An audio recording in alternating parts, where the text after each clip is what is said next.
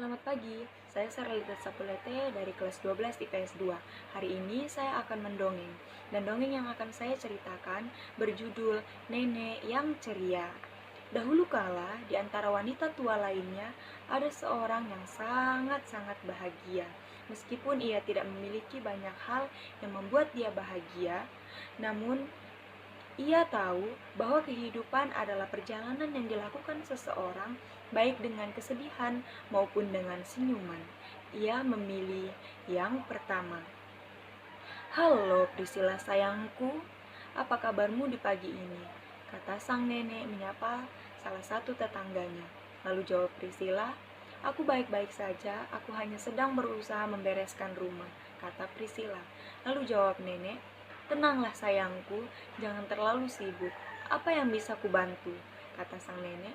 Lalu jawab Priscilla, "Oh, kau memang yang terbaik." Ya, wanita tua itu mencari nafkah dengan menjalankan tugas dari tetangganya, dan sebagai imbalan yang dia dapat, ia akan mendapat makanan atau semangkuk sup atau bahkan 1 sampai 2 sen. Hidup itu baik, dan wanita tua itu tidak menemukan alasan untuk dia mengeluh. Mungkin kalian bertanya-tanya, apa yang menarik dari ceritanya atau dari kehidupannya? Ya, disinilah menariknya, sangat-sangat menarik.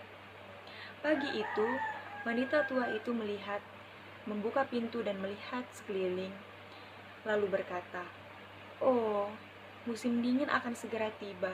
Aku harus mengumpulkan kayu bakar untuk diriku sendiri agar aku tetap hangat," kata wanita tua tersebut. Hari itu, wanita tua itu berangkat ke hutan untuk mencari kayu bakar dengan langkah riang dan nada manis di mulutnya. La la la la la la la, la la la la. Tiba-tiba, ia melihat parit dan terdapat sebuah pot besar berwarna coklat tergeletak di dalamnya. Lalu ia berkata, "Oh ya ampun, oh ya ampun, siapa yang telah meninggalkannya di tempat ini?" Lalu ia melihat sekelilingnya dan ia tidak menemukan seseorang di sana. Lalu ia menunggu, berharap pemiliknya datang mengambilnya. Namun, tidak ada seorang pun yang datang. Lalu wanita tua itu berkata, "Oh, mungkin ini telah dibuang. Nah, sampah satu orang adalah harta untuk orang lain. Pot ini akan terlihat cantik di bawah jendelaku dengan bungaku yang ada di rumah," kata sang nenek. Lalu ia mengangkat pot tersebut dari dalam parit dan membukanya. Oh, dan lihatlah, pot tersebut penuh dengan kepingan emas. Dan nenek tersebut berkata, "Oh ya ampun, oh ya ampun, ini adalah kepingan emas. Aku sangat beruntung. Aku sangat merasa kaya. Aku kaya, aku kaya," kata sang nenek. Lalu ia mencoba berusaha mengangkat dan membawa pulang pot tersebut, tetapi ia tidak kuat karena pot tersebut terlalu besar. Lalu ia melihat sekelilingnya dan setelah berpikir keras, ia tidak menemukan cara yang terbaik kecuali menyeretnya ke belakang seperti go-kart. Lalu ia mengumpulkan kayu di sekelilingnya dan merakitnya, lalu mengangkat pot tersebut ke atas go-kart tersebut dan menyeretnya pulang. Lalu ia pun berangkat pulang, dan di dalam perjalanan ia berkata, "Oh, aku akan membagikan kepingan emas ini secara diam-diam kepada tetanggaku, agar mereka juga bahagia. Dan aku akan membeli rumah yang besar, dan hanya duduk di dekat api unggun, dengan duduk di atas kursi dan minum teh, dan tidak melakukan pekerjaan apapun seperti seorang ratu," kata sang nenek. Dan pada saat itu, ia agak lelah membawa beban yang dibawanya. Lalu ia beristirahat dan melihat ke belakang. Dan ia pun membuka pot tersebut. Dan lihatlah, itu sama sekali bukan kepingan emas, melainkan sebongkah perak. Lalu kata sang nenek, "Oh ya ampun, bodohnya aku. Kupikir selama ini adalah kepingan emas, ternyata ini adalah perak. Oh, Kurasa aku sedang bermimpi. Namun, ini juga keberuntungan. Dan ia pun kembali melanjutkan perjalanannya dan memikirkan apa yang akan ia lakukan selanjutnya. Lalu ia berkata, "Mungkin rumahku tidak akan semegah tadi, namun aku tetap bisa duduk di dekat perapian dengan kursi sambil minum teh. Hidup yang hebat." Dan ia berjalan lagi, dan pada saat itu ia merasa sedikit kelelahan lagi.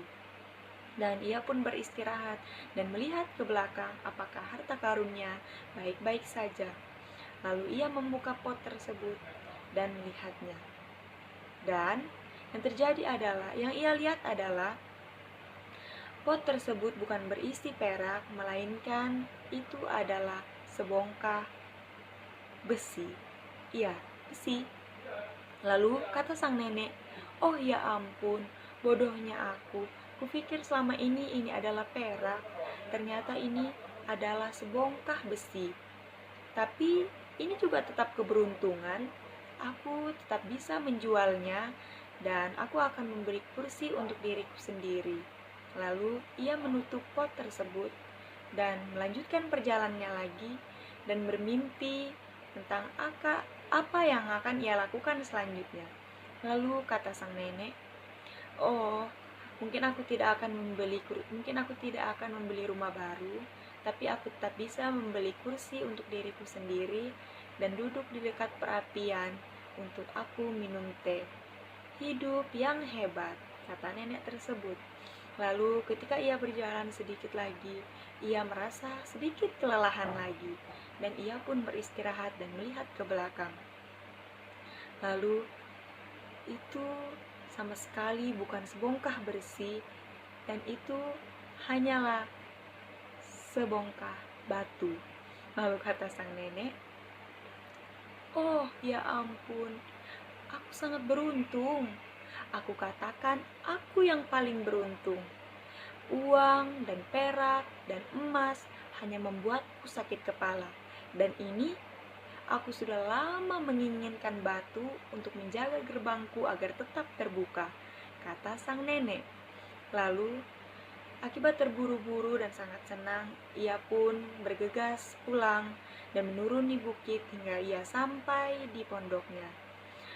Lalu, wanita tua itu pun berbalik dan melihat bahwa batu tersebut berubah ukuran menjadi sangat besar, dan ia pun terkejut dan berkata, "Sempurna, batu ini bisa aku gunakan untuk duduk di dekat perapian sambil minum teh.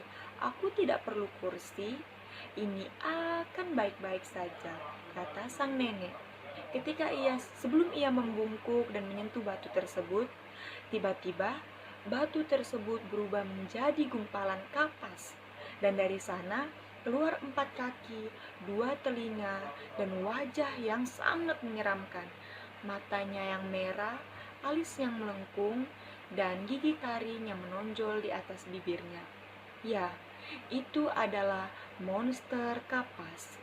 Lalu kata sang nenek, "Oh ya ampun, oh ya ampun, kau sangat menggemaskan. Aku sudah lama menginginkan hewan peliharaan." Lalu jawab sang monster kapas, "Hah? Apa? Sebenarnya kau ini orang seperti apa? Aku telah mencoba memikatmu dengan emas, kemudian perak, kemudian aku mengubahnya menjadi sebongkah besi, dan yang terakhir aku telah mengubahnya menjadi batu. Namun, engkau selalu saja bahagia setiap saat. Dan sekarang, ketika aku menunjukkan wujud asliku yang menyeramkan, kau bilang aku menggemaskan." Lalu kata sang nenek, "Ya, kau sangat menggemaskan." Lalu jawab sang monster lagi, "Oh, aku sudah tidak tahan berada di sini lama-lama. Dadah." Setelah berkata begitu, monster itu pun berubah menjadi kupu-kupu dan beranjak pergi menjauh. Dan wanita tua itu hanya melihatnya terbang menjauh dan mengangkat bahu lalu masuk ke dalam rumah. Ketika wanita tersebut masuk ke dalam rumah, ia terkejut melihat batu besar berada di dekat perapiannya. Setelah melihat dengan takjub, batu tersebut berubah menjadi kursi yang sangat indah. Lalu ia bergegas untuk duduk di atas kursi tersebut. Dan ia berkata, "Oh, nyamannya." Dan ia pun berbicara, "Sebaiknya aku membuat teh untuk diriku sendiri." Lalu ia berdiri dari kursinya, dan yang mengejutkannya lagi adalah ia melihat setumpuk besi berada di atas meja di dekat perapiannya. Lalu ia berkata, "Oh ya ampun, setumpuk besi. Aku akan menjualnya besok." Lalu ia pergi lagi ke dapur untuk membuat teh untuk dirinya sendiri. Dan ketika ia sampai di dapur, ia dikejutkan lagi. Dan ia melihat terdapat 4 pot, terdapat 2 pot yang berisi emas dan perak. Lalu ia berkata, "Oh ya ampun, oh ya ampun, emas, perak, sebongkah besi, dan kursi. Oh ya ampun, oh ya ampun, luar biasa." Dan di dalam kebahagiaannya, wanita tua itu berputar dan menari. Dan pada saat malam itu, ia membagi harta yang dia punya kepada tetangganya secara diam-diam. Dan yang kalian tahu adalah, ia tidak menjadi seseorang yang serakah. Dan semua bahagia, terutama wanita tua itu, yang mengajarkan kita bahwa ini bukan hanya tentang menjadi puas, tetapi ini tentang belajar bagaimana mengubah kekecewaan menjadi peluang untuk melihat sesuatu dari perspektif yang lain, dan kalian tidak akan pernah merasa sedih. Sekian dari cerita yang dapat saya sampaikan, kurang lebihnya saya mohon maaf dan selamat pagi.